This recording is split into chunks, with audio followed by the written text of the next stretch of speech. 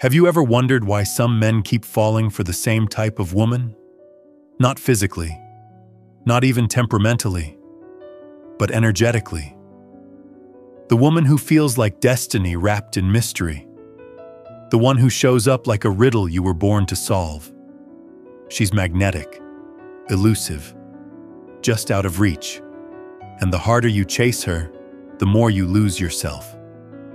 But here's the truth most men never realize. She isn't dangerous because of who she is. She's dangerous because of who you become around her. This isn't about demonizing anyone.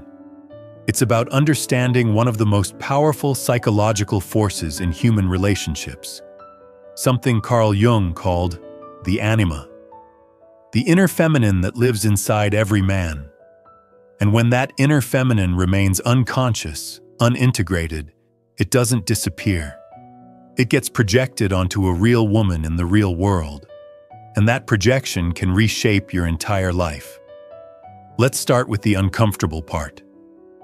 The woman you're obsessed with, the one who feels like she holds the key to your completion. She doesn't actually exist, not the way you think she does. What you're experiencing isn't love, it's projection. Projection is when you fall in love with unconscious parts of yourself, dressed up as another person. You see, every man carries within him an image of the feminine, shaped by his mother, his early relationships, his wounds, his fantasies.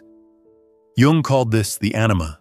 She appears in stages, first as the goddess, pure, divine, untouchable, then as the seductress, magnetic, dangerous, irresistible, then as the manipulator, withholding, controlling, punishing, and finally, if integrated, as the guide, the inner compass that leads you toward wholeness.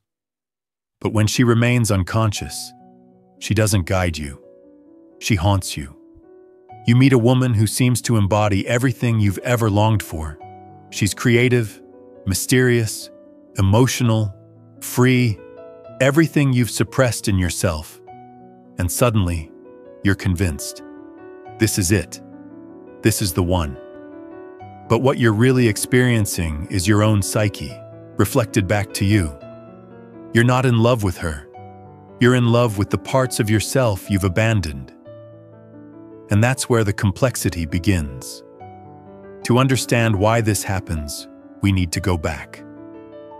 Back to the boy who learned love was conditional. The boy who discovered that affection had to be earned. That approval came only when he performed, achieved, suppressed. This boy grows up believing a fundamental lie, that he is not enough as he is. And so he learns to shapeshift, to monitor, to adjust, to shrink.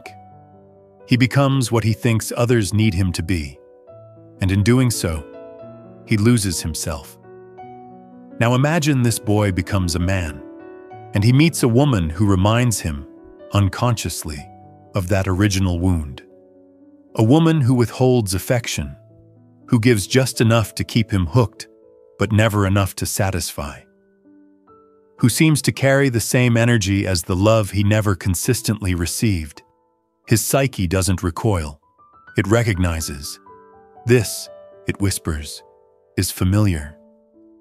This is where I learned what love is, and so he mistakes the familiar for the fated. He mistakes the repetition of his wound for destiny. He thinks, if I can just win her over, if I can just earn her love, then I'll finally be worthy. But that's not how healing works. That's how trauma bonds work. Now let's talk about her, the woman who appears divine, elusive, magnetic, the one who seems to hold all the answers. In stories, we call her the femme fatale. In psychology, we call her the anima projection. But here's what's crucial to understand. She's not a villain. She's a mirror. She exists, not as a conscious manipulator, but as a reflection of your unmet needs. The real woman, whoever she actually is, becomes invisible. You don't see her struggles, her wounds, her humanity. You see only what you need her to be: a muse, a savior, a goddess. And when she inevitably fails to live up to that impossible image, you feel betrayed. Not because she did anything wrong, but because the fantasy collapsed. The tragedy here is twofold. You lose yourself trying to win someone who was never really there, and she loses her humanity, reduced to a symbol in your inner drama. This is what happens when projection goes unchecked. Real intimacy becomes impossible, because intimacy requires seeing the other person as they are, not as a vessel for your unintegrated psyche. So what does this look like in practice? It looks like the man who adjusts everything about himself to gain her approval. He censors his opinions, monitors his emotions, performs the role he thinks she wants. He becomes the placeholder, always waiting, always hoping, always shrinking. His life becomes an orbit around her silence. He checks his phone compulsively. He overanalyzes every interaction. He abandons his friends, his passions, his autonomy. All for the possibility, the mere possibility, that she might see him as worthy. And here's the most painful part. Even if she does choose him, even if she reciprocates, it won't heal the wound. Because the wound isn't about her, it's about him. It's about the part of himself he abandoned long ago. The part that craves creativity, tenderness, intuition, emotional depth. The part he projected onto her because he couldn't face it in himself. This is identity erosion. This is what happens when you outsource your soul. Let's zoom out for a moment, because this isn't just a personal issue, it's cultural. In modern culture, longing is glamorized as passion. Chaos is mistaken for depth. We're taught that real love should feel like obsession, that if it doesn't hurt, it's not real. We romanticize the tortured artist pining for the unavailable muse. We celebrate the man who never gives up on the woman who clearly isn't interested. We mistake emotional unavailability for mystery, silence for profundity, trauma bonds for fate. And so men keep chasing illusions, convinced they're chasing love. They don't realize they're just chasing themselves. The myth of the mysterious woman is seductive precisely because it allows men to avoid the real work. The work of integration, the work of facing their own inner feminine, the work of becoming whole. So what's really happening beneath all this? What's the deeper fear? It's the terror of being unworthy without external validation. It's the belief that your value comes from someone else's approval, that you're not enough on your own.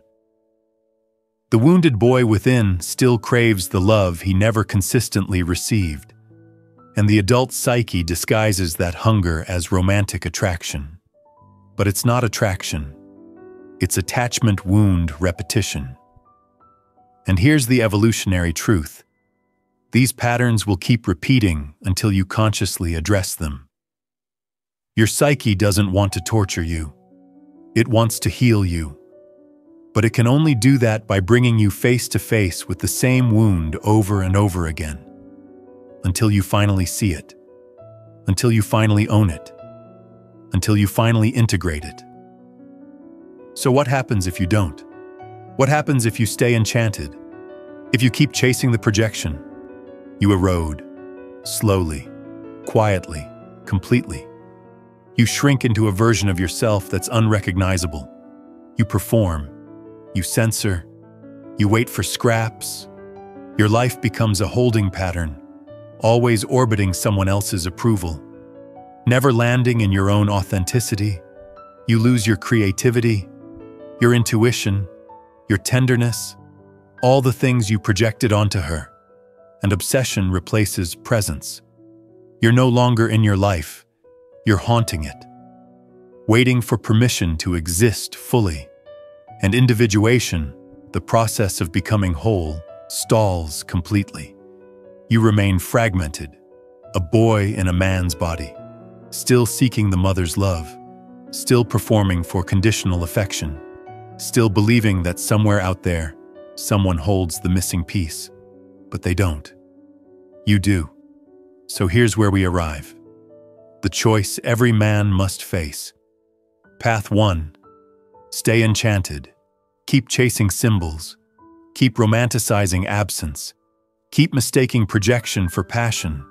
Remain in cycles of dependency. Convince yourself that this time it will be different. That this woman is the one.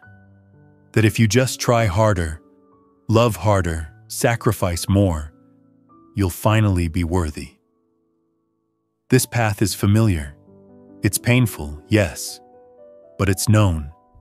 And the psyche loves the known, even when it destroys us. Path 2. Awaken and integrate. Reclaim your anima. Stop outsourcing your soul. Grieve the illusions you've been holding on to. Face the uncomfortable truth. The woman you've been chasing was never the answer. She was a mirror, and now it's time to turn that mirror inward. Embody the creativity you projected onto her. Cultivate the tenderness you thought only she could provide. Trust the intuition you abandoned in yourself. This is individuation. This is the breaking of the spell. And yes, it requires letting go. Letting go of the drama, the intensity, the fantasy of being saved. But what you gain is infinitely more valuable. You gain yourself. You gain peace. You gain the ability to love from wholeness instead of hunger. To connect with a real person instead of a projection. To build a life rooted in authenticity, not in chasing illusions. So ask yourself, where am I calling neglect passion? Where am I confusing longing with love? Where am I waiting for someone else's silence to finally speak my worth? Stop. Stop outsourcing your soul to someone else's mystery. Stop performing for conditional affection. Stop shrinking. The woman you've been chasing isn't out there. She's in here.